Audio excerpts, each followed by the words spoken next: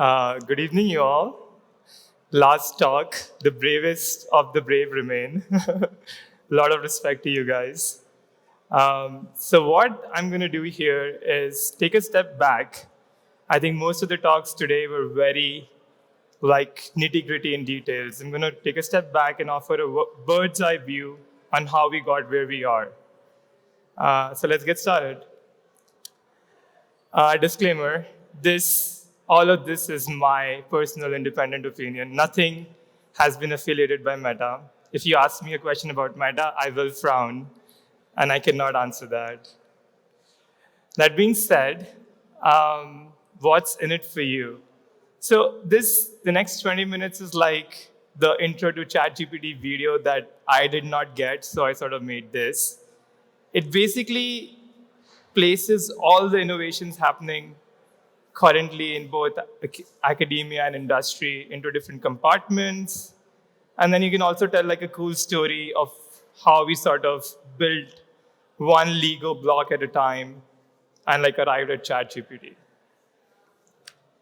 And the way we are going to do it is this journey from transformers to ChatGPT. So we'll be looking at this journey in two dimensions. The first one would be the key technical innovations that happened.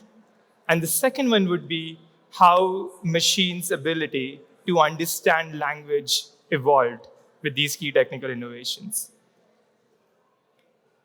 We'll be using a running example. The animal did not cross the street because it was too scared, and see how different technical innovations understand this basic sentence. So a big summary of what we're going to cover. So we'll start at transformers. Post-transformers came pre-trained language models, which is basically self-supervised training of transformers, which was very successful. And then people started bringing in and training large models. The large that I'm talking about is around 170 billion, like GPT-3. But this itself was not enough. Size itself was not enough. And then came these three sort of these two magical things, which I call the magic sauce: instruction fine-tuning and alignment, which sort of makes up ChatGPT what it is today. So let's start with transformers. Transformers, I think, gave us two key capabilities. The first is to attend effectively. What that basically means is that in order to understand a part of a sentence, we can correctly reference other parts of the sentence, and we can do that at scale effectively. A simple example would be looking at the same running example. The animal did not cross the street because it was too scared. We can correctly identify that it and the animal are co-references. Now, as easy as it may sound, this was not the case before Transformers. It wasn't that easy. The second is parallel training, which basically helps us in training large models in distributed settings. So what do we do with transformers? So post-transformers came, one of the most popular use cases was to train them in a self-supervised manner. So basically no annotations, just on internet text, and train them on large data sets. Here we are talking billions. This is the 2018, 2019 era. And what this offered was this great general representations, which could sort of be used or reused for downstream tasks. If you take a look at this image, basically what's happening, this is BERT, which was a very popular pre-trained model in 2018. The animal did not cross the street because mask was too scared. The bird off the shelf can predict that mask, the best way, sort of the highest probable way to fill mask is with it, which is great. This was not the case beforehand. What it eventually also gave us was this notion of fine-tuning. So the idea is that we can take these pre-trained models and with relatively few, and when I say relative, it's relative to the data it was trained on, and somewhere around tens of thousands of examples, we could produce state-of-the-art performance on most NLP benchmarks. And this was unheard of. And the second thing it did was give us very effective representations.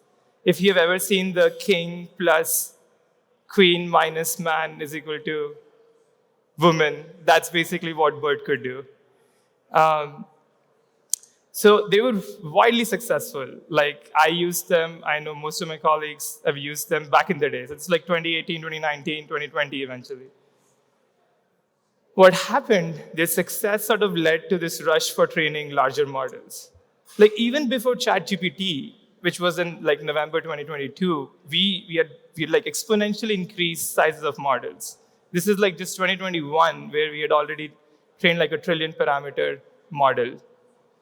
So what came with these large models was this notion of few-shot learning. And also they were great at like generating very coherent English language. Let's look at our running example. So here, this is from GPT-3, like it's codenamed Da Vinci. If you ever want to, you can replicate these examples. So the animal did not cross the street because it was too scared, and it set off the vehicles, and it goes on to create a story.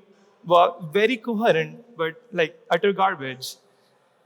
The other thing that it gave us, which is basically this notion of few-shot learning. So the idea is that if you give some examples, here I'm doing this task of translation, translate from English to French. I'm just giving like one example before to show how it's done. And it's able to do like a decent job, like not like state of the art, it adds some garbage, but it's able to do it, which was again like a huge thing. So from tens of thousands of examples, with a large model, you could sort of condense that and produce state-of-the-art performance in like few short examples.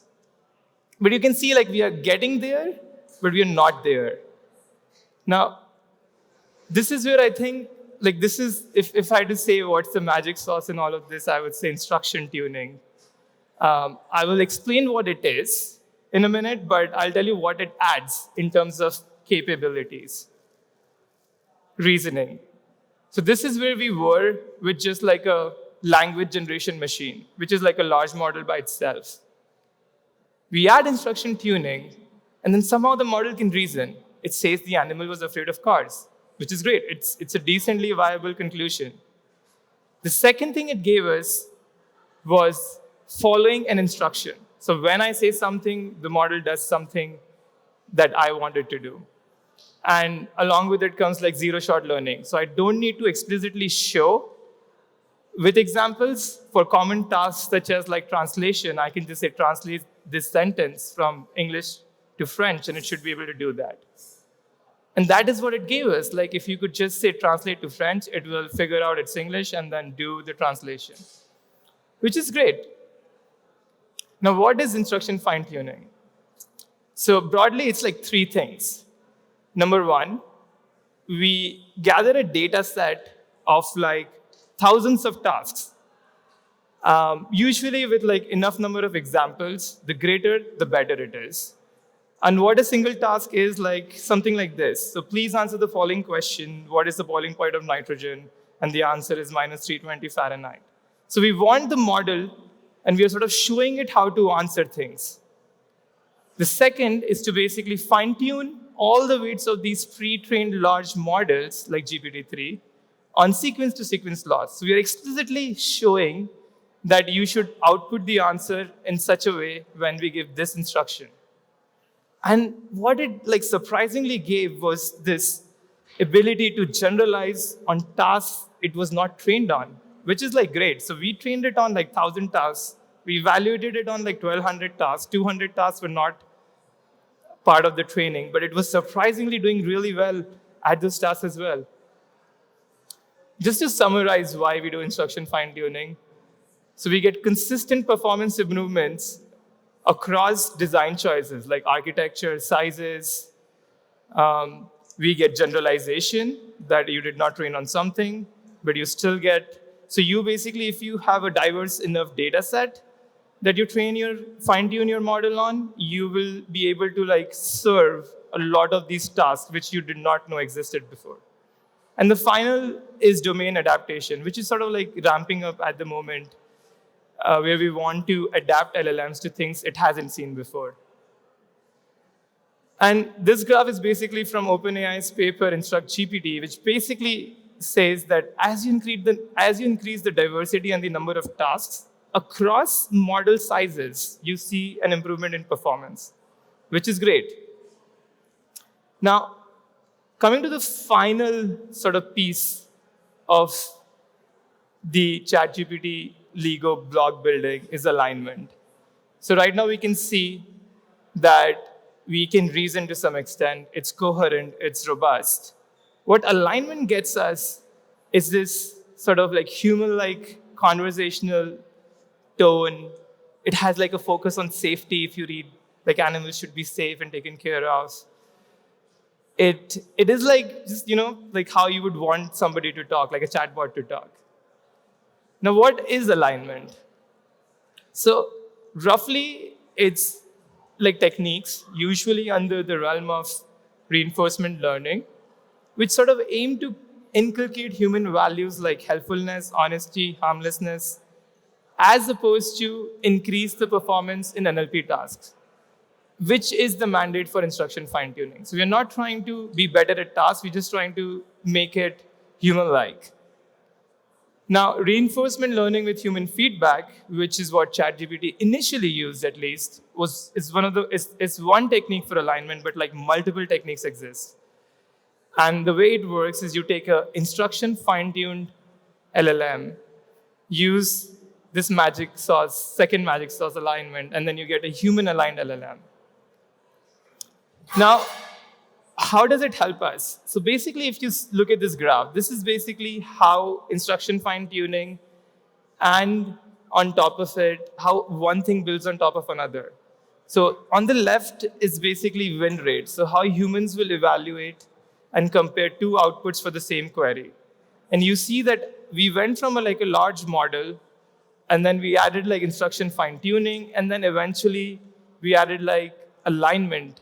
And human evaluators preferred that a lot more than any of those things individually.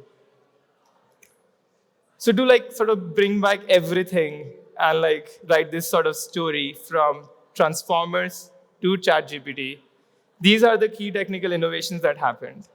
What they introduced was this. So transformers gave us effective attention.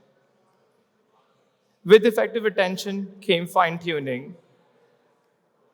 As we started increasing sizes of the model and had large models, we got coherent English generation or language generation, and this notion of few-shot learning was introduced.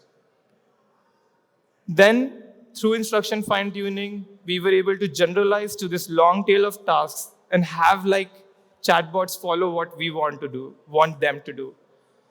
And then finally, we were able to inculcate values of safety, helpfulness, harmlessness, through alignment. And sort of this gives us ChatGPT, at least the initial version of ChatGPT. And yeah, that is it. Any questions, thoughts? Let me know. Thank you.